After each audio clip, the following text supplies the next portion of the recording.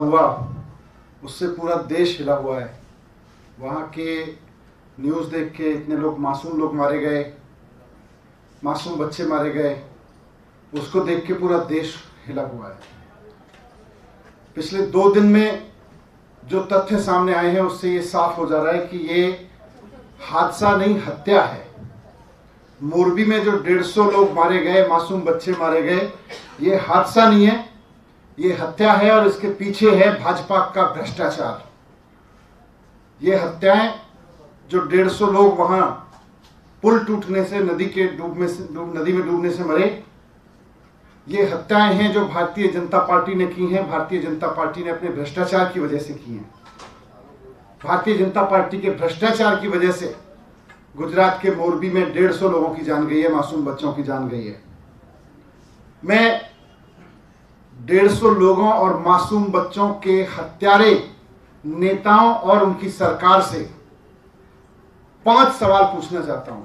5 सवाल।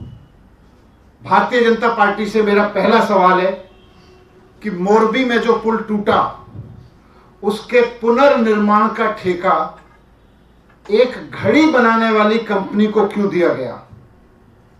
एक ऐसी कंपनी को जिसने कभी सिविक वर्क नहीं किए, पुल कोई नहीं बनाया, उस तरह का कोई काम नहीं करती थी, सिर्फ घड़ी बनाने का एक्सपीरियंस रखने वाली कंपनी को पुल के पुनर्निर्माण का ठेका दे दिया। यह भारतीय जनता पार्टी जवाब दे कि यह क्यों दिया गया। दूसरा, कि इतना बड़ा काम और इतना महत्वपूर्ण काम, इतना सेंसिटिव काम, और उसका ठेका ऐसी कंपनी को दिया गया जो घड़ी बनाने वाली थी, वो तो किया ही किया, लेकिन बिना टेंडर के ठेका दिया गया।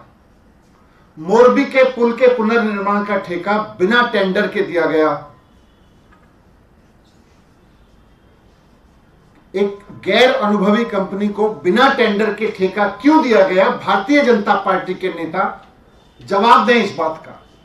भारतीय जनता पार्टी की गुजरात सरकार जवाब दे इस बात का कि बिना टेंडर के ठेका क्यों दिया गया मोरबी पुल के पुनर्निर्माण का। फिर जो डॉक्यूमेंट सामने आए हैं उनसे समझ में आता है कि यह पुल के पुनर्निर्माण का काम 8 महीने में पूरा होना था, लेकिन किस जल्दबाजी में, कौन सी ऐसी जल्दबाजी थी जिसकी वजह से यह 8 महीने का काम 5 महीने में लीपापोती करके पुल को खोल दिया गया, एक घटिया पुल बना के चालू कर दिया गया। यह मेरा तीसरा सवाल है कि 8 महीने का काम 5 महीने में लीपापोती करके पुल क्यों खोल दिया गया। चौथा सवाल मेरा यह है कि भारतीय जनता पार्टी बताए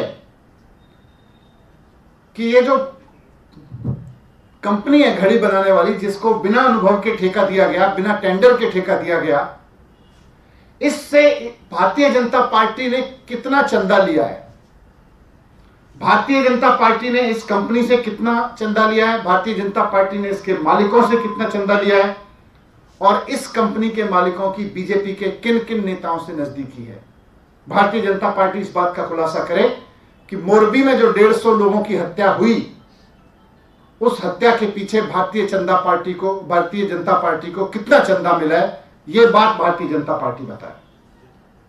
और 5वां सवाल मेरा यह है कि इतने बड़े हादसे और पूरे देश में, पूरी दुनिया में यह मुद्दा उठ रहा है, इतने बड़े हादसे के बावजूद जो एफआईआर दर्ज की गई है उसमें उस कंपनी और उसके मालिकों का नाम तक नहीं है।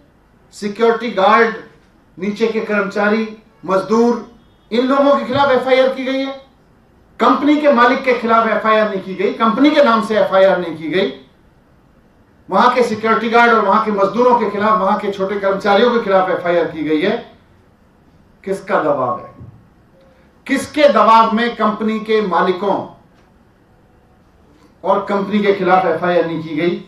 इन 5 सवालों के जवाब भारतीय जनता पार्टी को देने होंगे।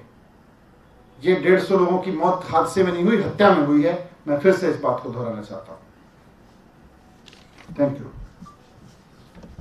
सर, आज बीजेपी ने एक आरोप लगा दिया, सुकेश चंद्रशेखर कॉनमैन ने दावा किया है कि जो सत्येंद्र जैन है, उनको उन्होंने एक्सटॉर्शन मनी मांगी थी, 10 करोड़ के लेन देन की बात भी कही। अभी आप देख रहे हैं कि किस तरह से भारतीय जनता पार्टी के कारनामों की वजह से, भारतीय जनता पार्टी के भ्रष्टाचार की वजह से पूरे देश में गुजरात की थूथू हो रही है, गुजरात सरकार की थूथू हो रही है। पूरे देश में सवाल पूछा जा रहा है कि 27 साल में भारतीय जनता पार्टी यही भ्रष्टाचार कर रही थी वहां पे। अब 2 दिन से जब इतनी थूथू हो रही है तो इससे ध्यान भटकाने के लिए इनको कुछ तो करना था बेचारों को। तो ले आए एक गैंगस्टर शरणम गच्छामी, जाके उसका कोई चिट्ठी लिखवा लाए किसी गैंगस्टर से। सर, पंजाब में आप लोगों के आंकड़े से पराली कम हुई है, बट अभी जो एनवायरनमेंट रिसर्च सेंटर है मॉनिटरिंग का, वो कह रहे हैं पंजाब में पराली के आंकड़े बढ़े हैं। इस पर क्या कहेंगे आप? मेरे पास नहीं हो रिसर्च।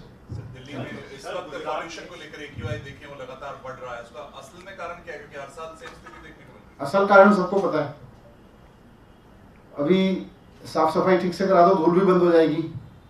और ईवी व्हीकल जिस तरह के लाए गए हैं उससे नीचे आ रहा है कार्बन। सर, गुजरात में पाकिस्तान और बांग्लादेश से जो शरणार्थी आए हैं उनको नागरिकता देने की बात की चुनाव से पहले। सबसे पहले तो भारतीय जनता पार्टी अब चुनाव से पहले किस मुंह से चुनाव में जाएगी, इन 5 सवालों को गुजरात का एक एक आदमी पूछेगा कि 150 लोगों की हत्या क्यों कराई भारतीय जनता पार्टी के नेताओं ने, मासूम बच्चों की हत्या क्यों कराई भारतीय जनता पार्टी के नेताओं ने। इनको लग रहा है गैंगस्टर की चिट्ठियों से, इस तरह के चुनाव से पहले किए गए कि उससे चुनाव जीतेंगे। ये भारतीय जनता पार्टी को इस बार गुजरात की जनता इन 5 सवालों के बीच पर वोट करेगी।